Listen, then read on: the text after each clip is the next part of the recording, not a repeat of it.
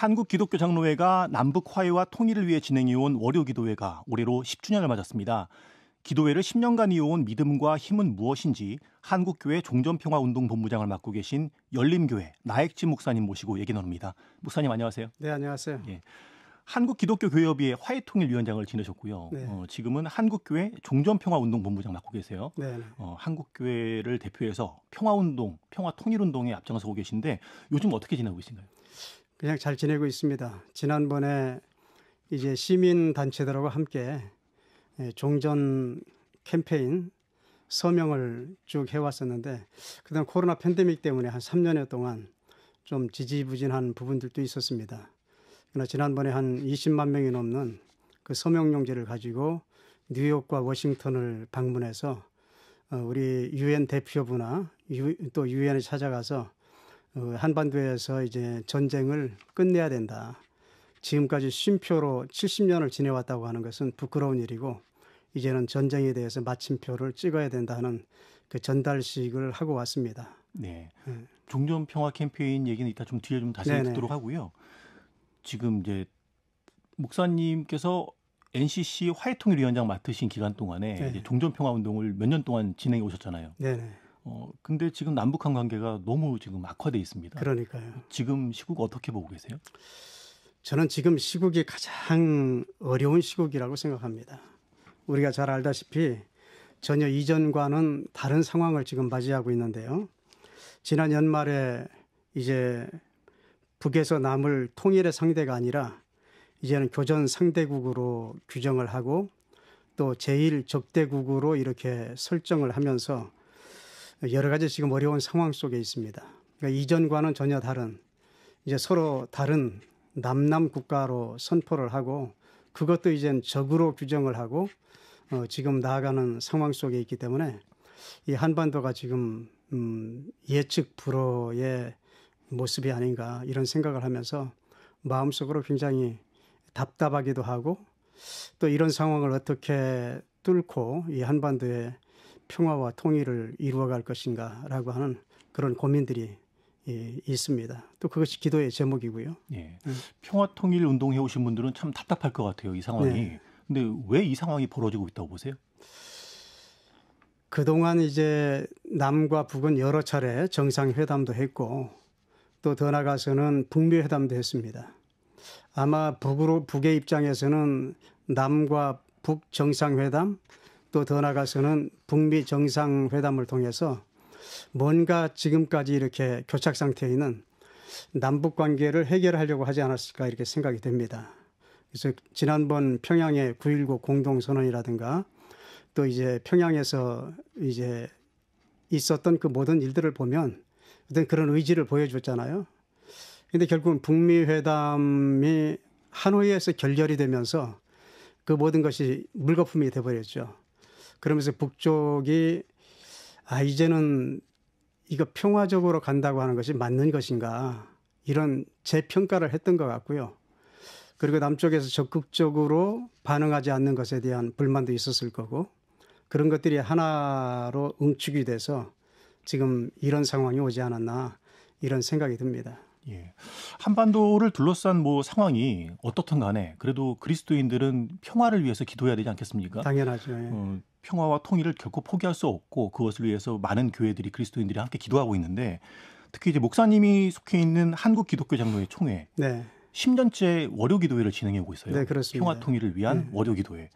이게 어떤 기도회고 어떤 취지로 처음 시작됐는지 설명을 좀 해주시죠.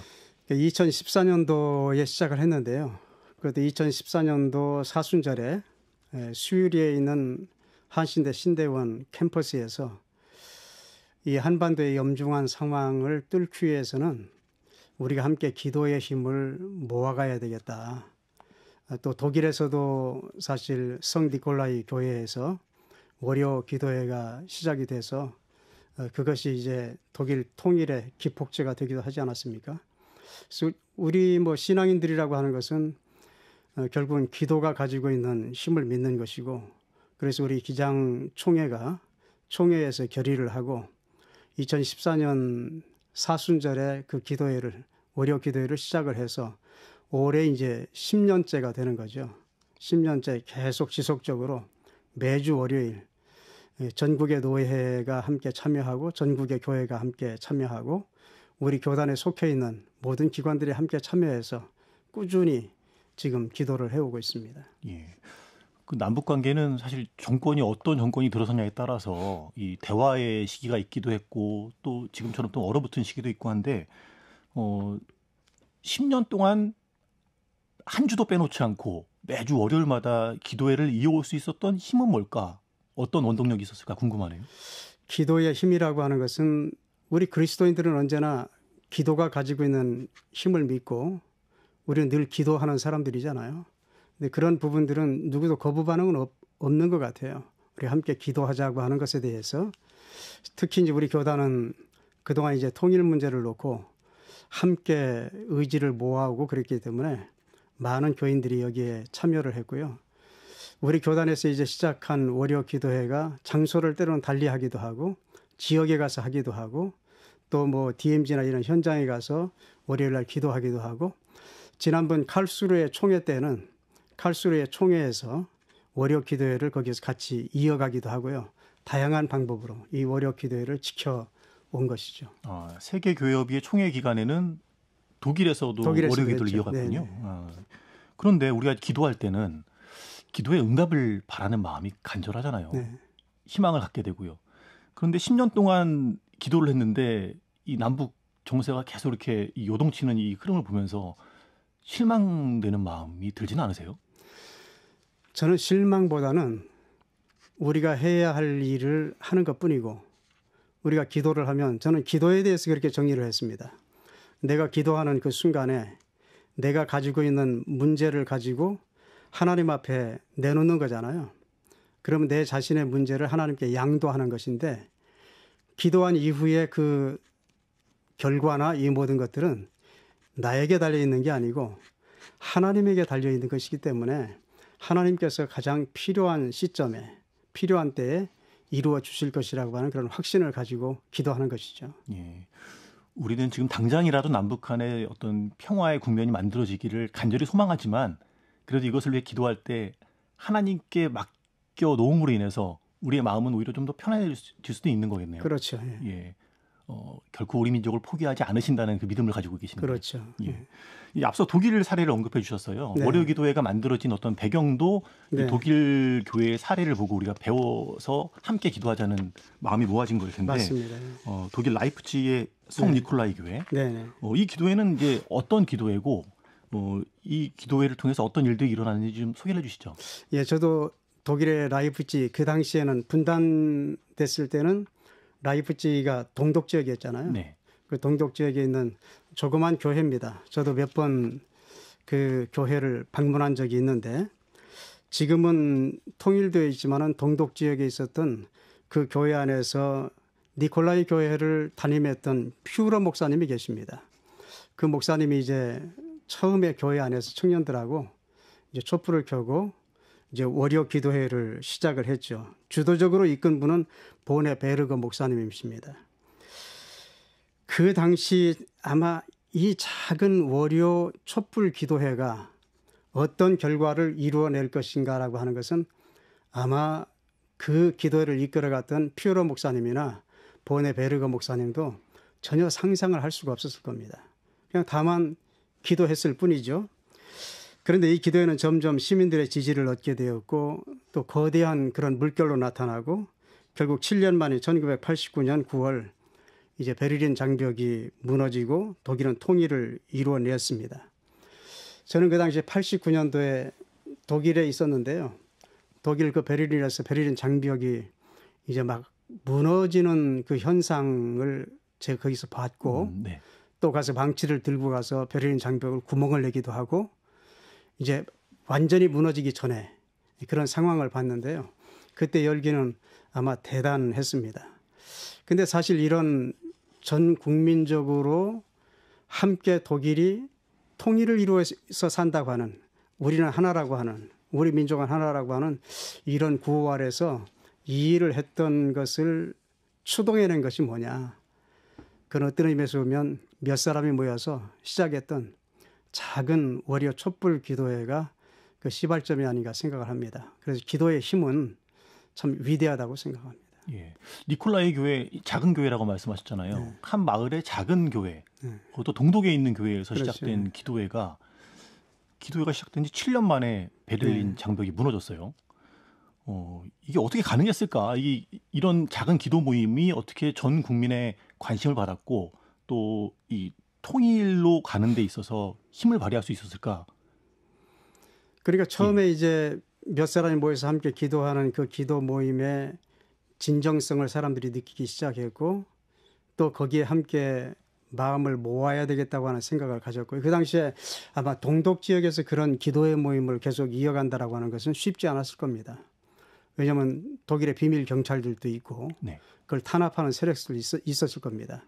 그런데 그런 가운데서도 그것을 개의치 않고 기도회를 꾸준히 이어가는 이런 모습들을 보면서 점점 늘어났고요. 나중에는 뭐 이 성 니콜라이 교회뿐만 아니라 그 옆에 있는 토마스 교회라든가 다른 교회들에서도 함께 모이기 시작했고 그 모임들이 나중에는 거리에서 모이기 시작하고 나중에 10만 군중이 넘는 그런 라이프치히뿐만 아니라 그 인근의 지역에 모든 시민들이 함께 모여서 결국은 그런 결과를 만들어낸 거죠.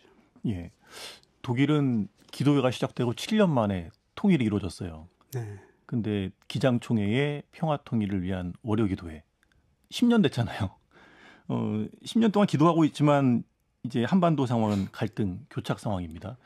이 독일의 사례를 보면서 우리 이제 한국 교회에 있는 성도들, 한국 교회 크리스천들이 좀 생각해봐야 될 부분들이 있지 않을까 싶은데요. 근데 하나님의 계획이라고 하는 것은 네. 뭐 자로 잰 것처럼 독일의 경우처럼 우리도 그렇게 돼야 된다 하는 법은 없다고 생각합니다.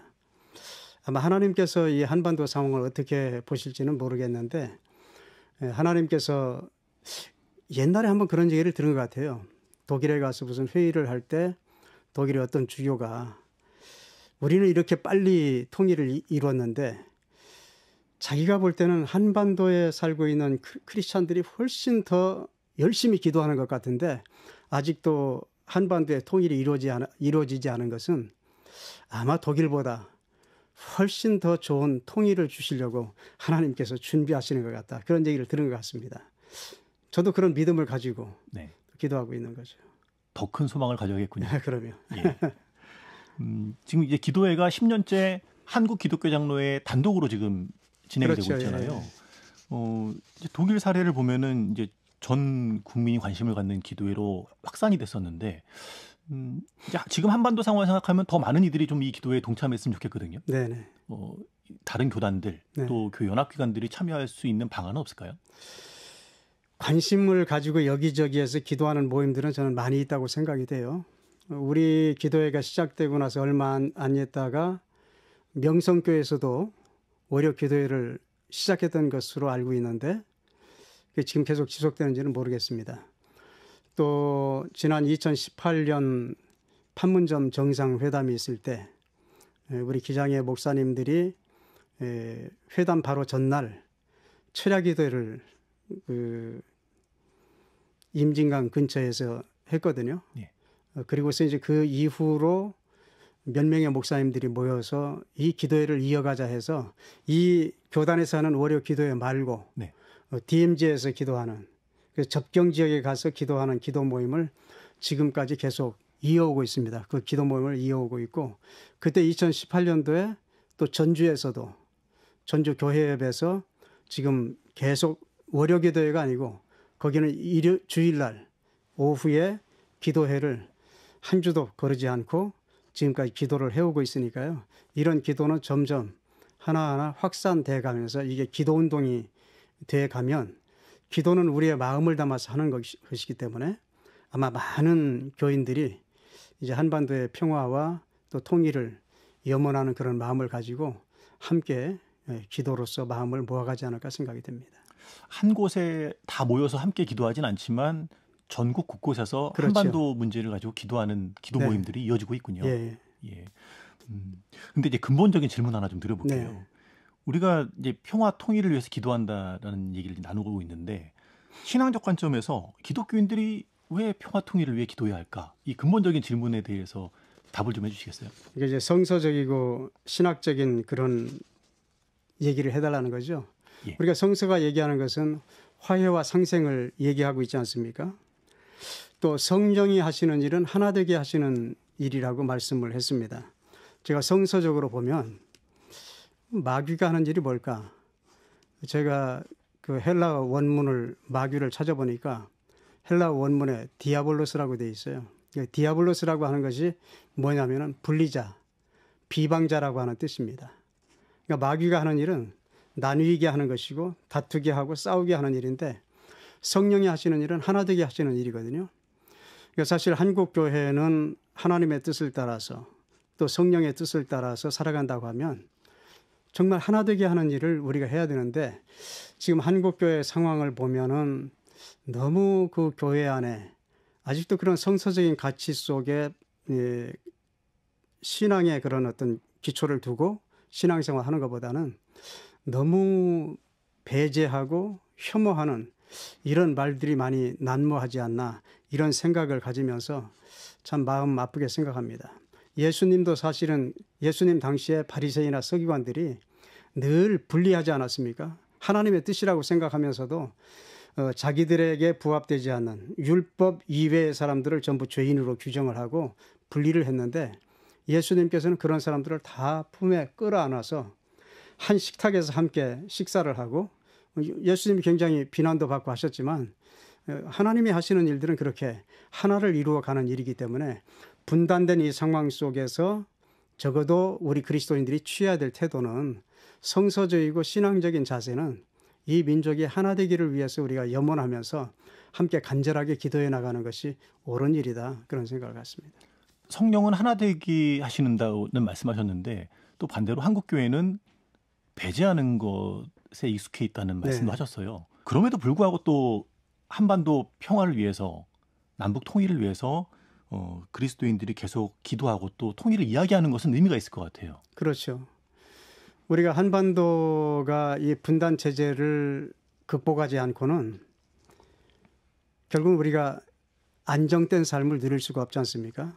아무리 뭐 경제적으로 번영을 하고 우리가 세계에서 뭐 10위권 안에 들어가는 나라가 됐다 하더라도 요즘 최근에 보면 러시아 우크라이나 전쟁을 봐도 그렇고 또 이스라엘과 팔레스타인 사이를 봐도 그렇고 한순간에 우리의 모든 일상이 전쟁은 다 무너지고 마는 거거든요. 그런 관점에서 본다고 하면 우리가 교회에 모여서 예배 드린다고 하는 것도 사실 전쟁의 상태가 된다고 하면 그게 가능할까? 코로나 팬데믹 한 번만 와도 교회가 때로는 멈춰서서 교회 예배도 드릴 수 없는 그런 상황이 왔던 것을 우리가 다 경험하지 않았습니까? 전쟁은 그보다 더 훨씬 참혹한 거죠. 그런데 우리 민족은 이미 한국 전쟁을 통해서 그 전쟁의 비극을 다 체험을 했는데 사실 나이가 드신 분들은 그 전쟁의 비극을 생생하게 지금 기억하고 있지만 젊은 세대들은 아직 모르지 않습니까? 이런 부분들이 참 가슴 아프다고 생각합니다. 예. 한반도에서 절대로 전쟁이 일어나서는 안 되는 거죠. 남북이 강대강으로 가더라도 종교인은 그 현상을 바라볼 것이 아니라 평화의 가치를 계속 생각해야 한다. 이 말씀으로 이해하면 되겠군요. 예. 목사님께서 본부장으로 맡고 계신 한국교회 종전평화운동본부 이 활동에 대해서 얘기를 좀 들어볼게요. 네. 아까 이제 초반에 언급하셨는데 종전평화 캠페인을 펼치셨잖아요. 네네. 왜 한반도 종전평화 캠페인을 교회가 주도해서 하고 있는 건가요? 원래 맨 처음에는 우리 한국기독교장로회에서 평화협정 캠페인을 벌였습니다. 평화협정 캠페인. 네, 평화협정 캠페인을 벌여서 서명운동을 해서 세계 교회와 함께 한 13,000명 정도 서명을 받았어요. 그런데 이제 기장의 평화통일위원회에서 우리 한 개 교단이 이걸 주도하는 것보다는 이것을 한국기독교교회협의회에 넘겨서 계속 이어갔으면 좋겠다 해서 NCC에다 그걸 넘겨서 NCC가 그 일을 추진하게 되었죠.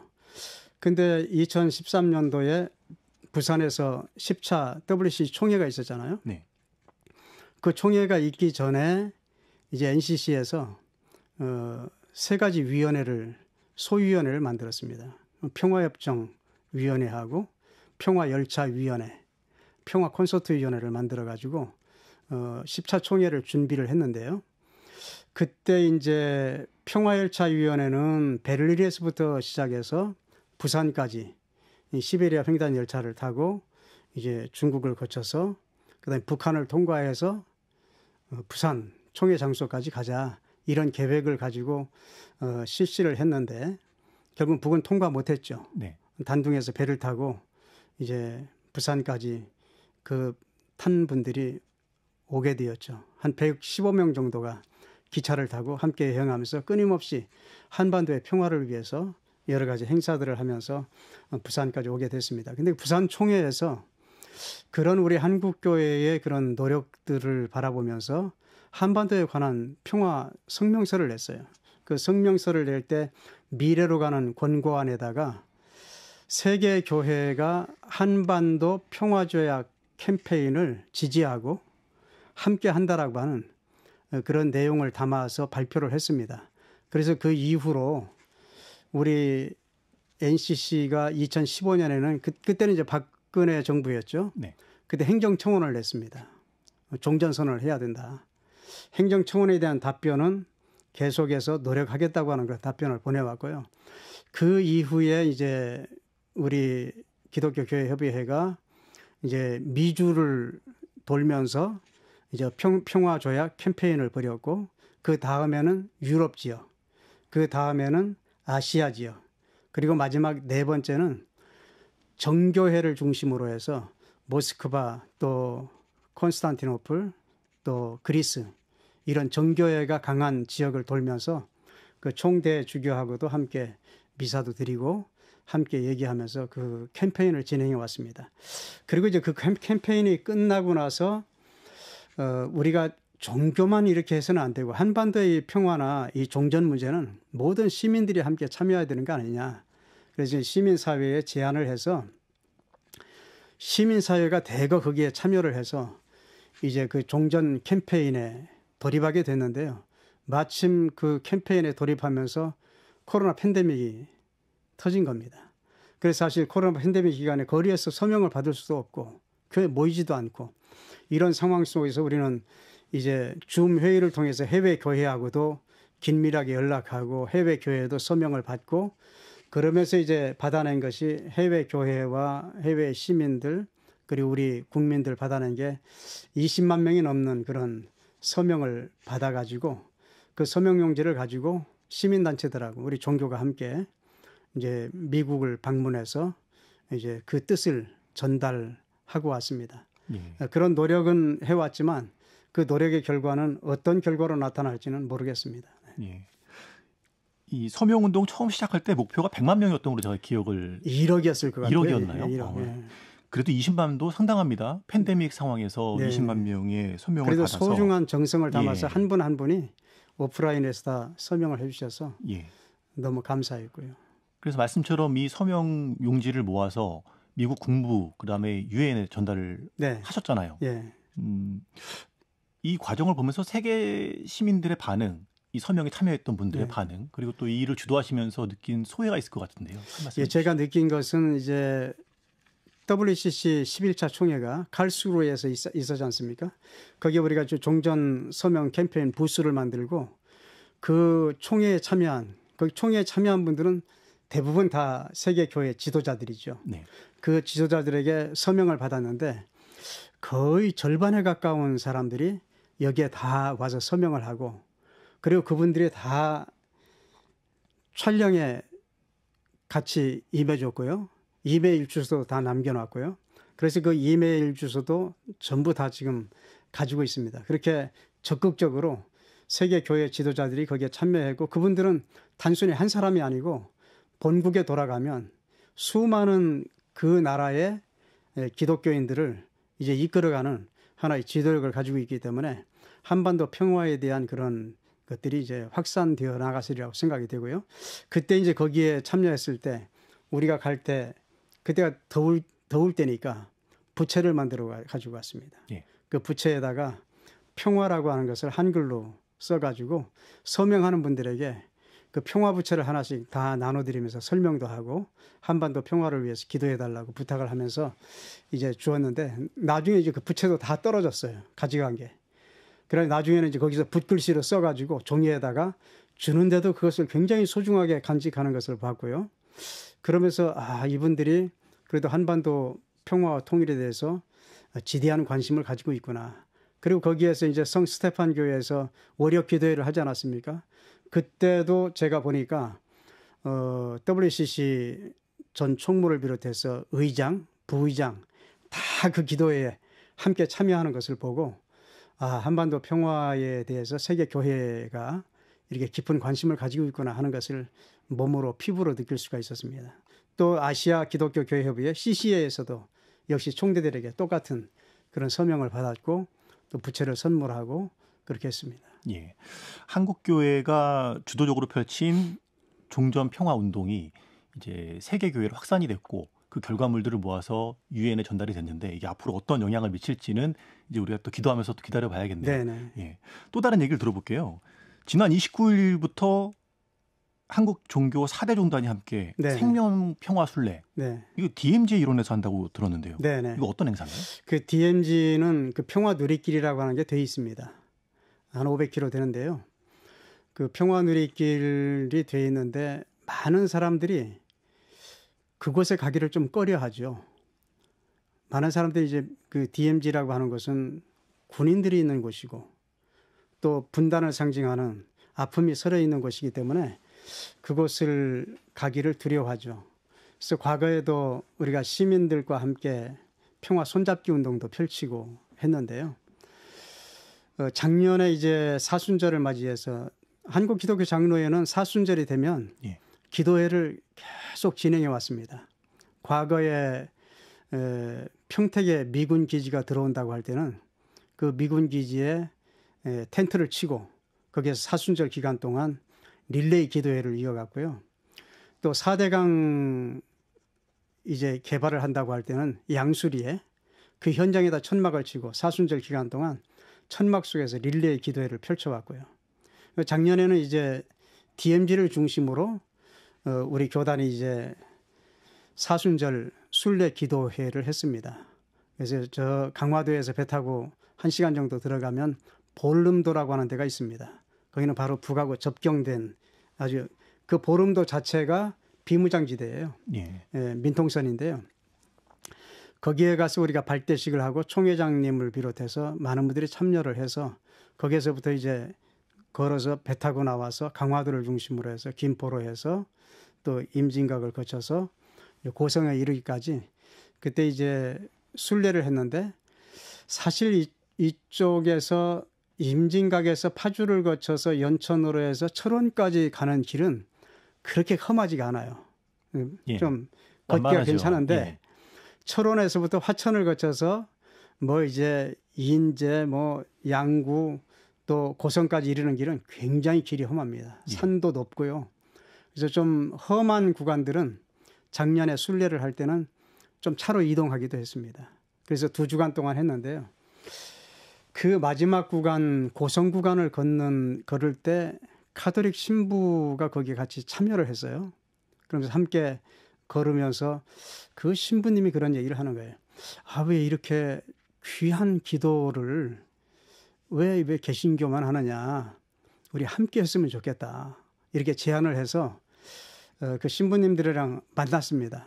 만나서 이렇게 함께 논의를 하다가 그러면 우리 개신교와 가톨릭만 하지 말고 뭐 다른 우리 이웃 종교들이 있으니까 불교라든가 원불교라든가 요청을 해서 우리가 함께 계획을 만들어서 적어도 한반도의 DMZ라고 하는 것이 가지고 있는 상징성이 있고 거기에는 어떤 의미에서 보면 아이러니하게도 양쪽에 2km씩에서 4km가 비무장지대 아닙니까? 거기는 사람들이 접근하지 못하는 곳이니까 참 지난 70년 동안 생태계가 잘 보존되어 있어요.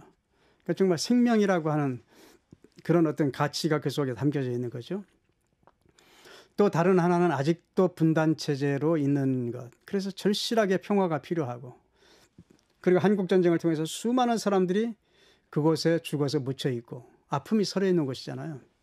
그래서 우리가 함께 종교인들이 그 길을 걸으면서 그 아픔을 끌어안고 그 상처들을 끌어안고 그게 치유가 되기를 위해서 우리가 묵묵하게 침묵하면서 기도하면서 걷자 이렇게 얘기를 해서 우리 4대 종단이 그동안 한 1년 동안 쭉 준비 모임을 해왔습니다. 준비 모임을 해와서 올해 걸을 때는 일단 21일간 걷는데요. 예.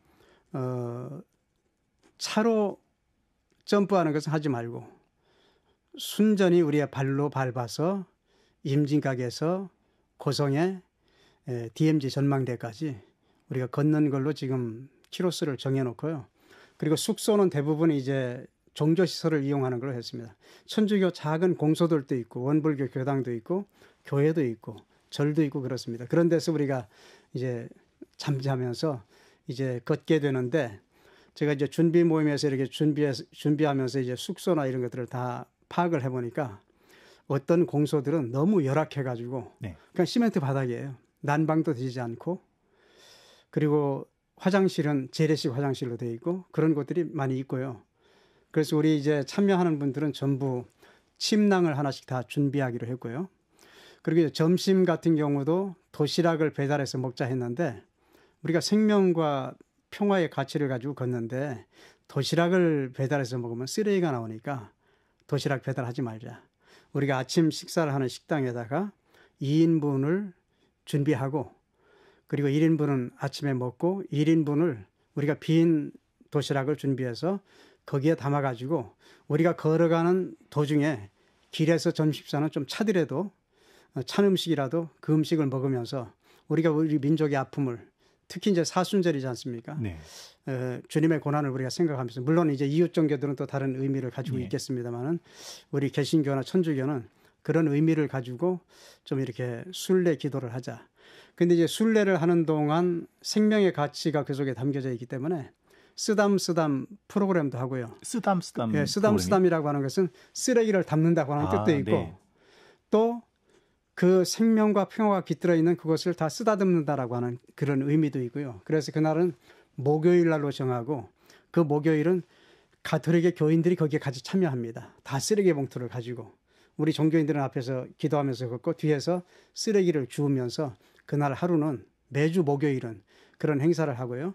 그리고 이제 주일날은 어느 장소에서든지 특별한 행사들을 쭉 하도록 했습니다.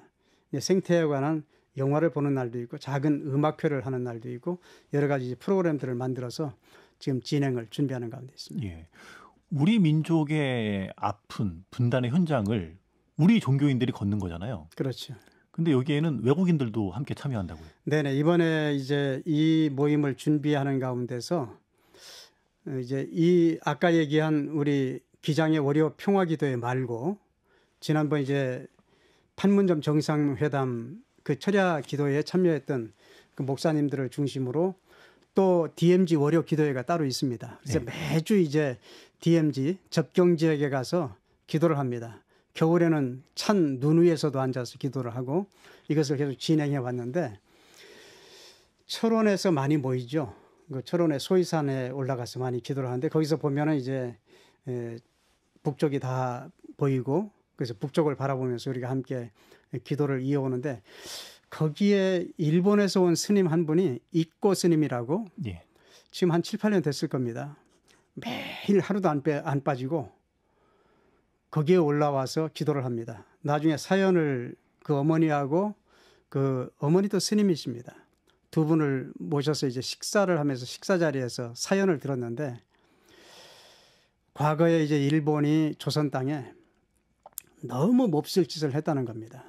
그래서 그 어머니가 그 이코 스님에게 너는 평생 저 조선 땅에 넘어가서 조선의 평화를 위해서 기도를 하다가 죽어야 된다. 그래서 어머니의 뜻을 따라서 철원에 와서 집을 얻고 거기서 계속 기도를 하고 몇 년 후에는 그 어머니가 들어왔어요. 밥 해주기 위해서. 그래서 우리 이제 기도 모임 하다 보면 늘 만나요. 친해졌어요. 네. 그러다 보면 이분도 알게 되고 우리도 거기 함께 하겠다. 그런데 이 이코 스님이 또 자기 친구가 네팔에서 지금 있는 스님이 하나 있는데 그분도 와서 걷고 싶어 한다. 그래서 이제 그분도 아마 비행기표 끊어서 들어올 거고요. 그래서 같이 함께 거기에 참여하고 지난번에 작년에 이제 그 평화 마라토너 강명구 씨가 있습니다. 그분은 지난번에도 한번 암스테르담에서 우리 임진각까지 1년이 넘는 시간을 마라톤으로 뛰어와서 한반도 평화를 위해서 뛰었던 분인데 지난번에 또 교황청을 찾아간다고 저한테 전화가 왔어요. 임진각에서 좀 만나자고. 제가 임진각의 카페에서 만났습니다.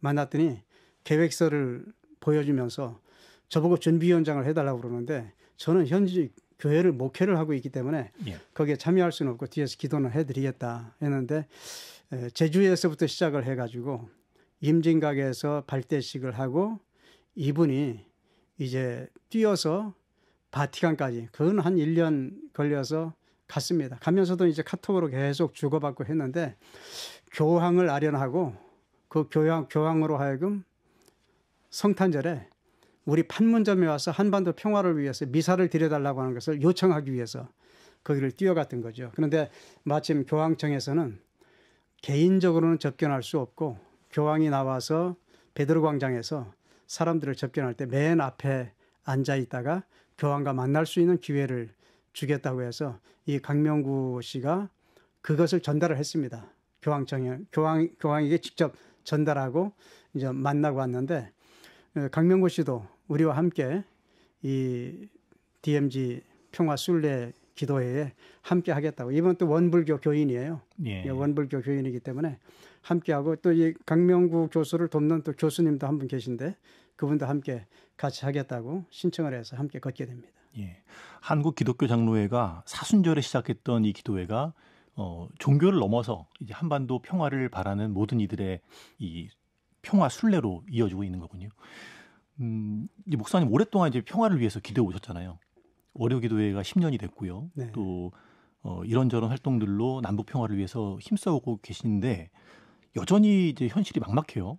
남북 관계는 갈수록 좀 악화되고 있고 그럼에도 불구하고 이 일을 해오시는 가운데 기도해 오시는 가운데 은혜가 있을 것 같아요. 네. 개인적으로 어떤 은혜를 느끼시나요? 현실적으로 막막하지 않았을 때가 있었을까? 우리 역사를 봐도 예를 들면 일제강점기에는 얼마나 많은 사람들이 늘 막막함을 경험했겠습니까? 과거의 우리 군사 독재 시절에는 민주화를 바라는 수많은 사람들이 늘 막막한 마음을 가지고 가슴 저리면서 기도해 왔겠죠.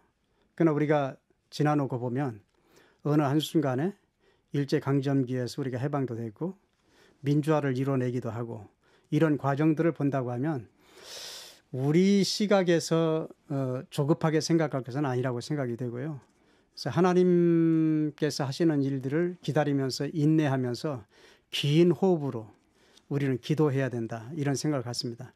제가 경험으로는 지난번에 2018년도에 판문점 정상회담 할 때 철야기도 했다고 하지 않았습니까? 그 철야기도 할 때 우리 51명인가요? 그 목사님들이 밤새도록 뜬 눈을 세우면서 밤새도록 기도했습니다. 기도하고 새벽에 동이 트기 전에 바로 그 교회에서 나와서 언덕에 올라가서 그 판문점이 있는 북쪽을 향해서 그 51명의 목사님들이 하늘 높이 손을 들고 축복 기도를 했습니다. 네. 아침에 축복 기도를 하고 자유로에 가서 문재인 대통령 정상회담 가는 것을 프랑카드를 들고 환영을 하고 그러면서 이제 그 기도회가 끝나고 거기서 차를 타고 돌아오는 길에 판문점 정상회담 하면 소식이 들려오는데 너무 좋은 거예요. 네.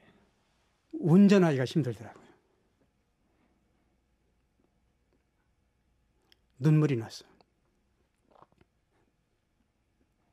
그때 기억하시면 지금도 이제 눈가가 촉촉해지는군요. 네, 눈물 났죠. 예. 그런 순간순간들이 은혜고 감동이고 희망으로 남아서 계속 이제 평화운동할 수 있는 그 힘으로 작용을 하고 있는 거죠. 그렇습니다. 예. 여전히 한국 사회는 이념 갈등이 심각합니다. 그리고 이 남북 갈등은 해소될 기미가 보이지 않고요.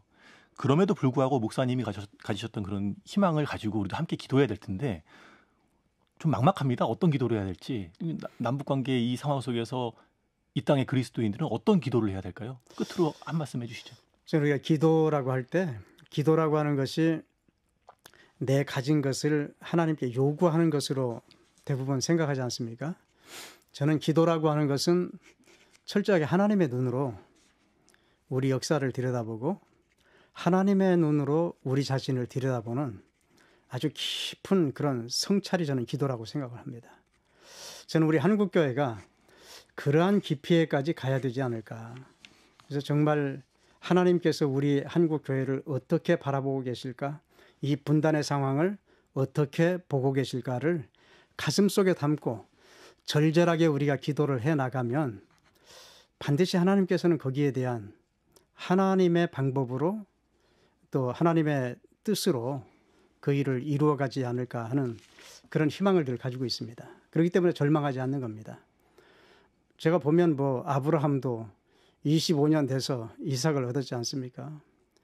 뭐 이스라엘 백성들이 바벨론 포로로 가서 70년 동안 그러면 69년째 되는 때까지는 모두가 절망했지 않았겠어요?